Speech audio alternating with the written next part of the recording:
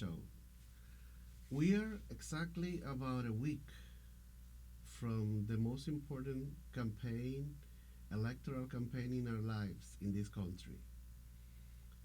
Donald Trump keeps lying, and if you're a decent, regular person like me, when people give you speeches, discourses, when conferences, when they go to talk about their policies, their programs, and you check their history, you see if they're lying or not, if they align with their behavior.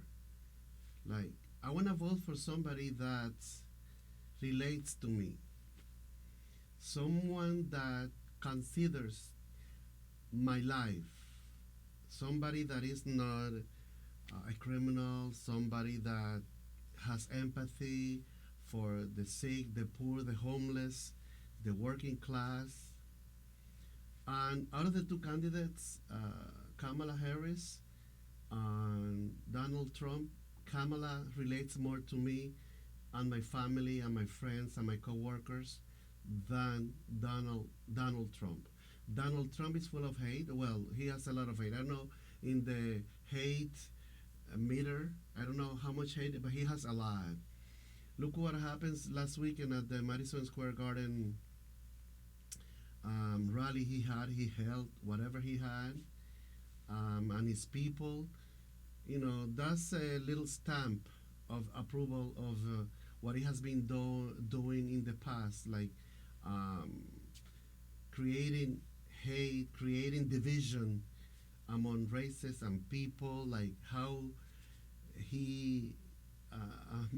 I have so much to say. Like he wants. I mean, Biden has told strict guidelines to Netanyahu in Israel. Don't be killing people. Like, don't be killing the Palestinians. Um, and Trump told him that if he wins, Netanyahu can do whatever he wants.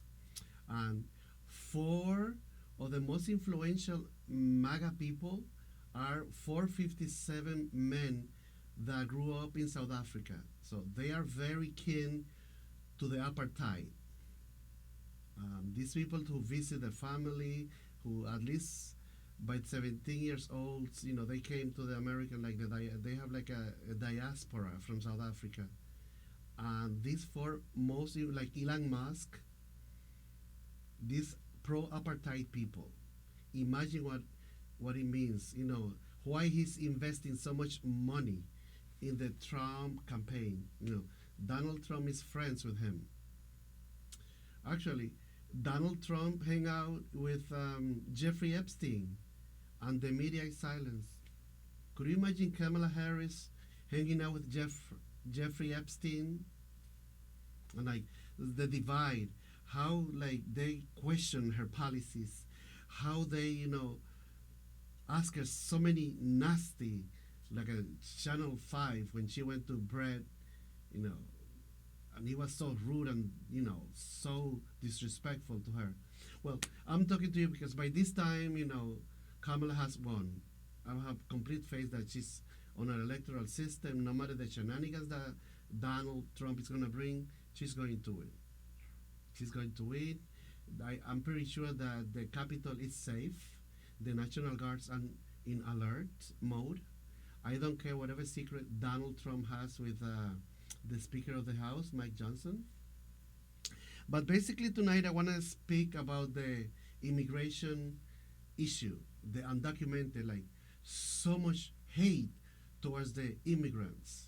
Look at Melania. Where is Melania coming from? How she arrived to the United States? Do your little investigation. Let's talk about also Elon Musk. How did he get? What visa did Elon Musk had to come to the United States? Melania, her parents. A little investigation, a little homework for you guys today. That's my question.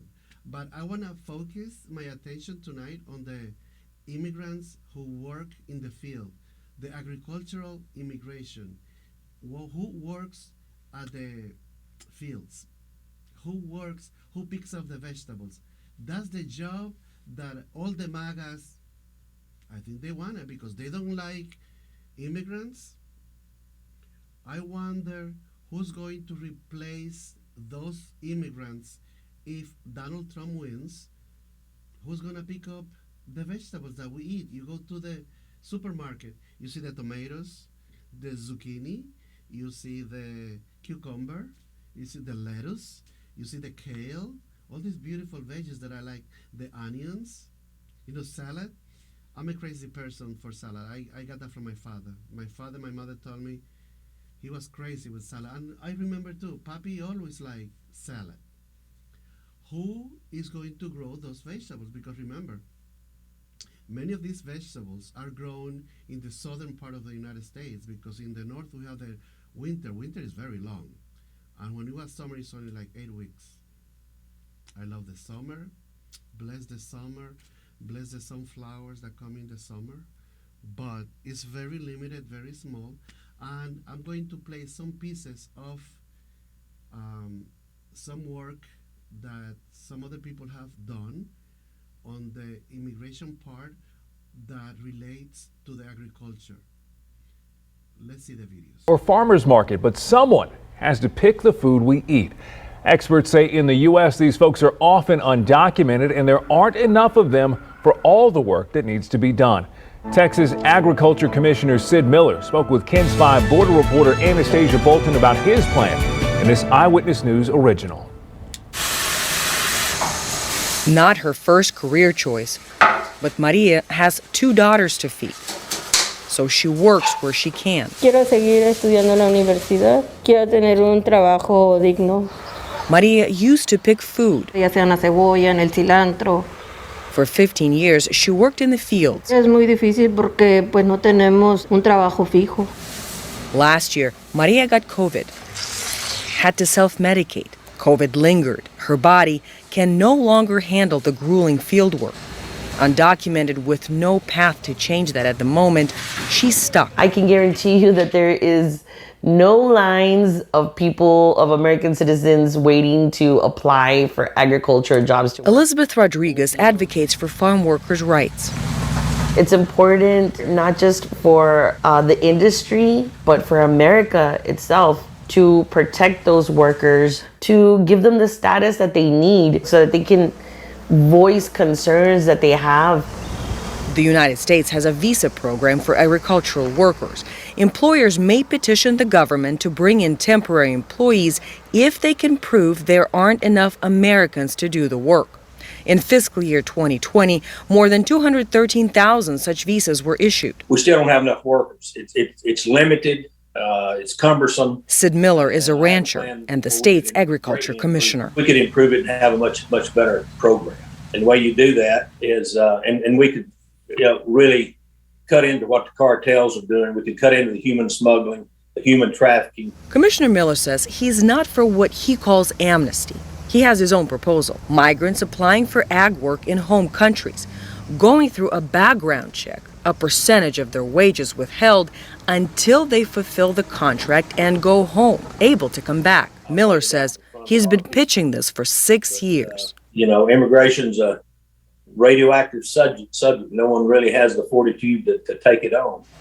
Having lived in the shadows for many years, Maria is now advocating for farm workers, who, she says, are essential, and for their kids, too. Yo quiero algo mejor para mis hijos y quiero que sean útiles en este país. With Jose Sanchez in Hidalgo County, I'm Anastasia Bolton. Back in March, the House passed the Farm Workforce Modernization Act. It would provide a path to citizenship for longtime farm workers and visa holders, but the Senate has not voted on it. I've only got one question for you.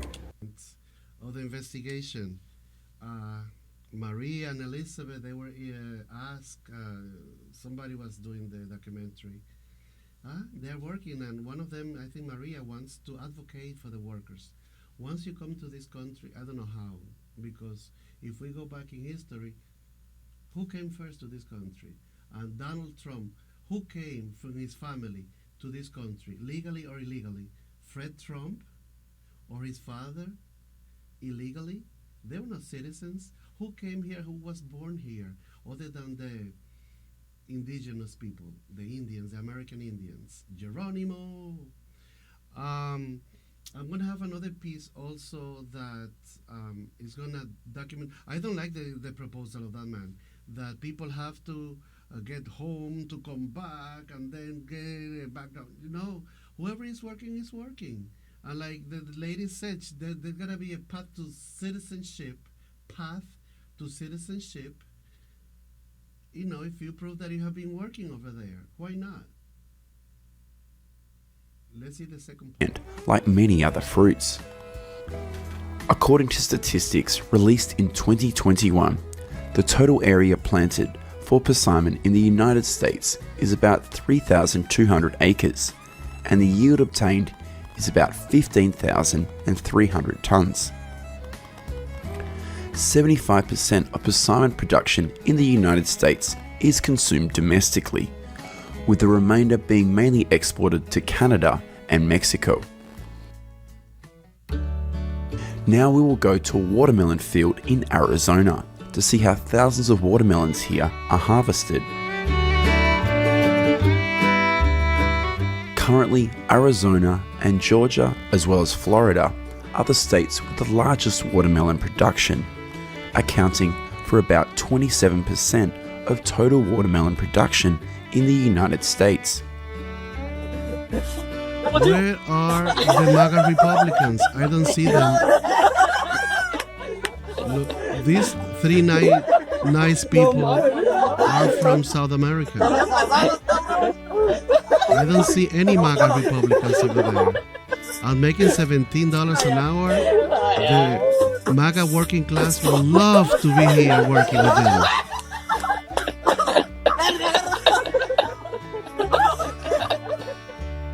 In 2021, in the US, around 105,000 acres of fields are used to grow watermelons, and the yield is usually more than 1.6 million tons. The sixth place we will visit in this video is a peach farm in the state of Georgia. I beg to Oh, differ. look at these beautiful ripe peaches. Would you like to come here and pick them yourself? The MAGA Republicans, the same question. I don't see them.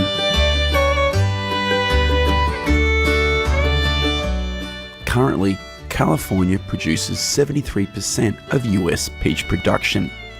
However, in terms of taste and deliciousness, peaches grown in Georgia are well known and appreciated by everyone.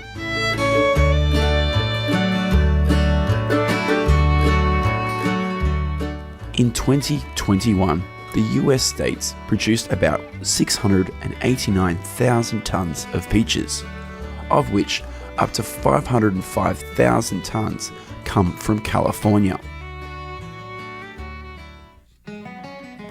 Next, we will go to a kiwi farm in Yuba County, in the state of California. Every September, nearly 4,000 workers flock to kiwi farms in California to harvest. Millions of kiwi fruits after harvesting will be shipped to factories for packaging. Currently, the kiwi fruit growing area in the United States is about 4,500 acres, and the annual harvest is about 47,000 tons.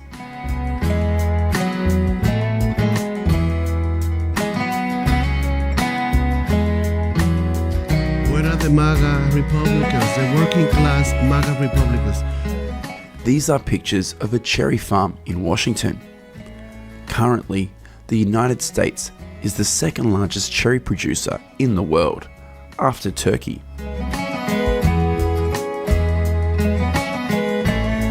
Oh, is that a MAGA Republican In or 2021, a migrant? the cherries harvested in the United States are about 266,000 tons and bring in a value of about $522 million. The MAGA Republicans want those jobs. Remember, they don't want immigrants in this country. I want to see all those Trumpers make America great again. MAGA. MAGA. Make America great. Where are the immigrants? I mean, where are the white people working in these Here's fields? what's going on at a tangerine farm in Alabama. Currently, Alabama and Florida are the states with the largest citrus production in the United States.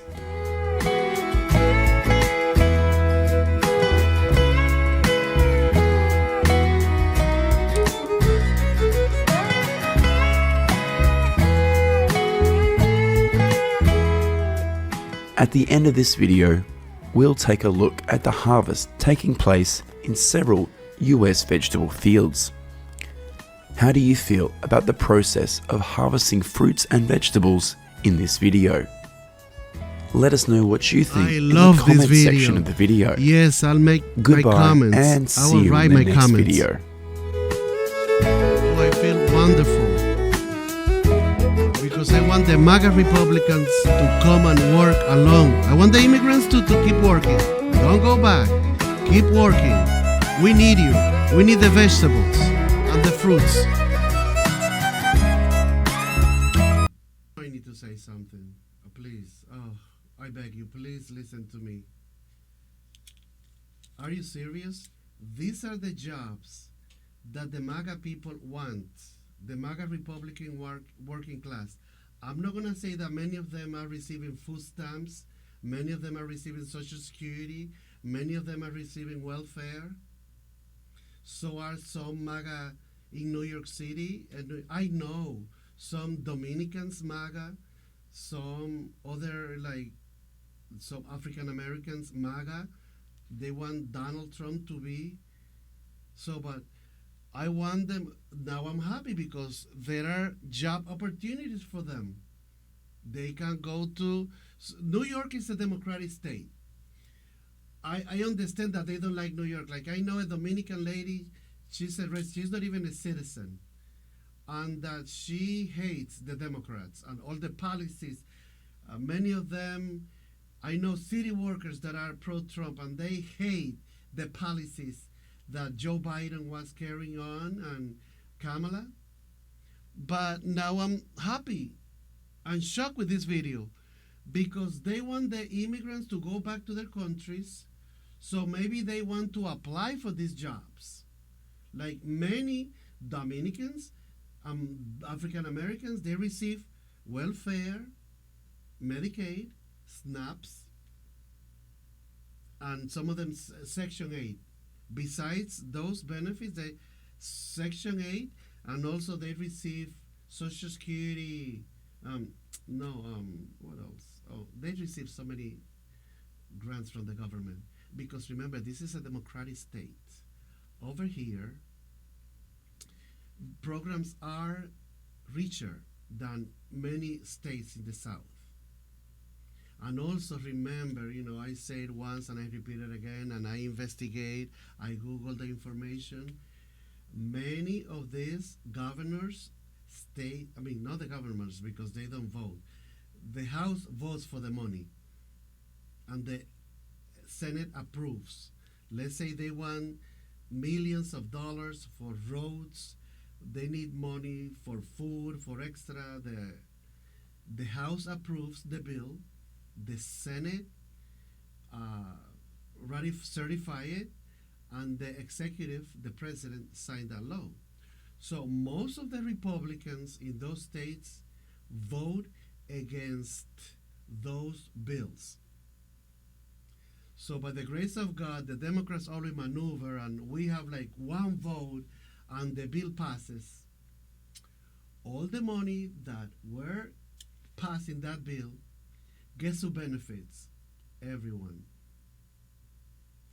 The Republicans, of course, once the bill is passed, go to Washington and write letters to the president and to whoever they have to write the letters to release those funds.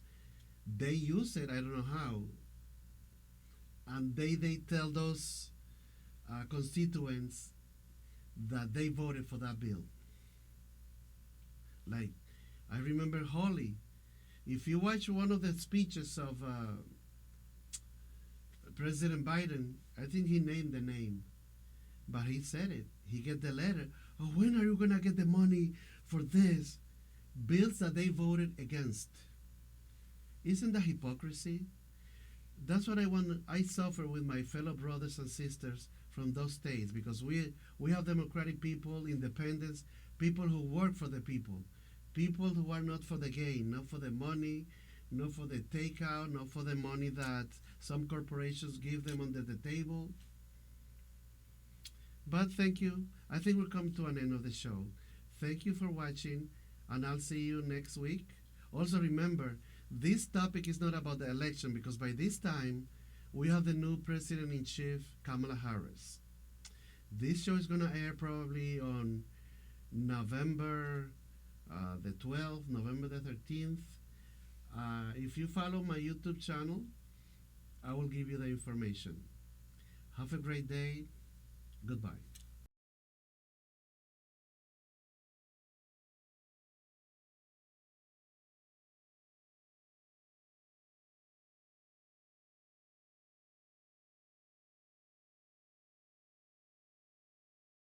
To bring good paying jobs, union jobs, to folks. Colleges are for everybody. Bringing apprenticeships, bringing different opportunities, bringing manufacturing back. Those 13 million jobs added under this president, 800,000 are manufacturing jobs. We're bringing that back. So this is a way to make sure everyone understands all these things matter. And this president, everything we do is about strengthening the middle class, making sure working folks, as he likes to say, just have a little breathing room. And that's what our role is in this administration, and make sure everything we do now that we're implementing these historic laws, that we do it not just to come out of the pandemic, but come out stronger with a more fair economy. When you talk about breathing room, you were leader of the negotiations with Kevin McCarthy that produced this debt ceiling agreement. Hi. Before we continue on the topics, do you like already what you see? I talk a little bit, I give you the issue, and then I play on the computer the topics that matter the most. Remember, politics is not just a blood sport. Politics in America, it's your business, it's your taxes, because we all pay taxes. That's why we all are political. So the decisions that are made in Washington affect our pocket, our houses, our families, our children, our mothers, our brothers, our uncles, our grandfathers. And Joe, did you see on the state, some pieces of the State of the Union that Joe Biden is working, and all these people, all this entourage of lawyers working to get better packages for the middle class. Remember, if we have a strong middle class, we have a strong economy, strong country. And the Joe Biden wants people, apprenticeships, union jobs. When you have a good union job, you have decency. You have you don't worry that tomorrow you're going to lose your job. Number two, also Donald Trump criticizes Joe Biden that he's old. Yes, Joe Biden is old, but he's working and he exercises, and Joe Biden doesn't dye his hair blonde, and he doesn't wear makeup. I want to see Donald Trump riding a bike like Joe Biden. I want to see Donald Trump without the hair dyed, like with white hair, because Trump is a little old too. And I want to see Donald Trump without makeup. And now let's go back now to Senator Bernie Sanders, who is always working a lot with President Biden for the middle class. And we turn now to that crisis in the Middle East and renewed fears of violence in Jerusalem. I do want to note that we have an extensive bipartisan conversation with the chairs of the Senate Intelligence Committee that will be coming up in a moment. But we're going to begin with Senator Bernie Sanders from Burlington, Vermont. Good morning to you, Senator. Good morning. You have long been a critic of Israel's Prime Minister Benjamin Netanyahu. The other night, President Biden was heard on a hot mic after the State of the Union address saying he has to have a come-to-Jesus talk with Netanyahu about letting humanitarian aid into Gaza. Have you spoken to President Biden about whether he had this conversation? If he hasn't, what is he waiting for? And if he already had it, has it made any difference? Well, I've spoken to people very high up in his administration. Here's the bottom line. Margaret, what we are seeing in Gaza today is literally an unprecedented crisis. It's not just that 30,000 people, 2/3 of them are women and children, have already been killed. We are looking at the possibility of hundreds of thousands of children starving to death. The United States of America cannot be complicit in this mass slaughter of children. So it is one thing to talk to Netanyahu, to pressure Netanyahu, but here is the bottom line. Year after year, we have provided billions of dollars in military aid to the government of Israel. Right now, you have a right-wing extremist government under Netanyahu. There are plans to provide him with another $10 billion in unfettered military aid. Well, you can say to Netanyahu, stop the slaughter, allow the massive amounts of humanitarian aid that we need to come in to feed the children. Please, please, please. Oh, but by the way, if you don't do it, here's another $10 billion to continue the war.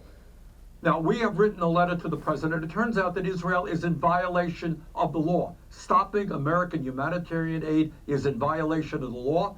That should be clear. No more money to Netanyahu's war machine to kill Palestinian children. You said Israel's in violation of the Foreign Assistance Act, as have a handful of other Democratic senators. They may also be in violation of the Leahy Act. The president himself has the national security powers to suspend. Do you really think, though, in a presidential election year, that the president of the United States would halt or pause or condition aid to one of the closest allies in the Middle East? Well, I think it is the right thing to do. You can't beg Netanyahu. You got to tell him, if you want any money, you got to change your policy. Allow the trucks to come in to feed the children. And by the way, in terms of politics, which is secondary to my mind in this issue, the truth is, whether you're a conservative Republican or a progressive, you do not want to see children in Palestine starve to death. So I think it's good politics, and it's the moral and right thing to do. Do you stand by your view that a full ceasefire with Hamas is unrealistic because that terror group seeks to destroy Israel? Look, what you need right now is a ceasefire tomorrow so that the trucks, the massive amount of humanitarian aid can come in to feed the people who are starving. But you have Hamas is dedicated to destroying Israel, yet the Netanyahu government, which is dedicated to destroying Hamas. I think at the end of the day, Hamas cannot be continuing